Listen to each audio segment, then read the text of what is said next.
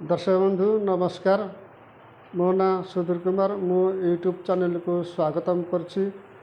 नयागढ़ जिला शरणकुल अधीन शिखरपुर ग्राम पंचायत यही ग्रामर आमर श्रीजुक्त हजारी महाराणा गायत्री दीक्षा से नहीं तो तांकर यही भक्त को आम कहवा जे किसी अंश से गायत्री विषय कहे। भूर्भुवः स्वः तत्सवितुर्वरेण्यं भर्गो देवस्य धीमहि धियो यो नः प्रचोदयात्। यह ही गायत्री महामंत्र। ये मंत्र उपासना कले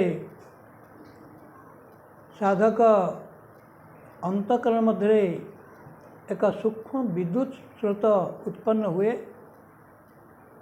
ता फल आभ्यंतर थिबा दुर्गुण मान सब क्षय प्राप्त होगा लगे एवं सविता दिव्य आलोक कुहुड़ी जमीती सुदूर पराहत होता है सेपरी गायत्री दिव्य अरुण द्वारा से समस्त दुर्बुद्धि मान हटि जाए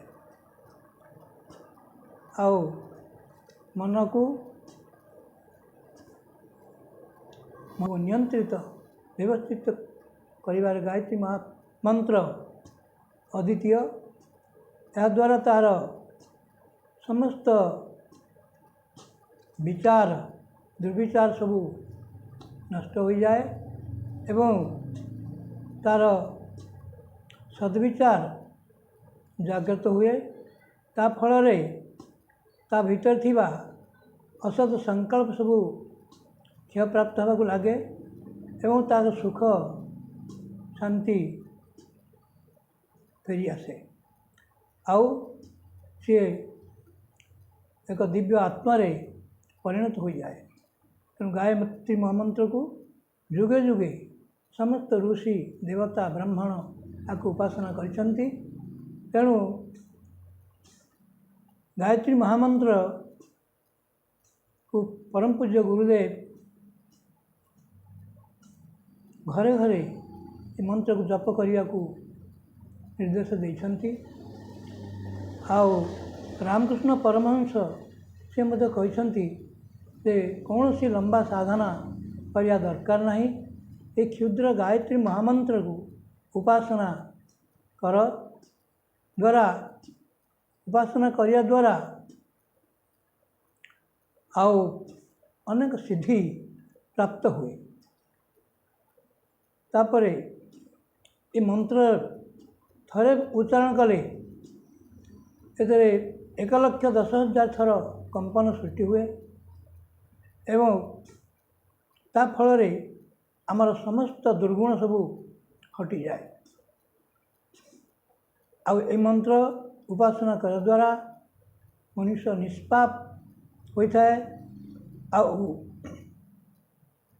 तार सद्बुद्धि जागृत होता है। आ मंत्र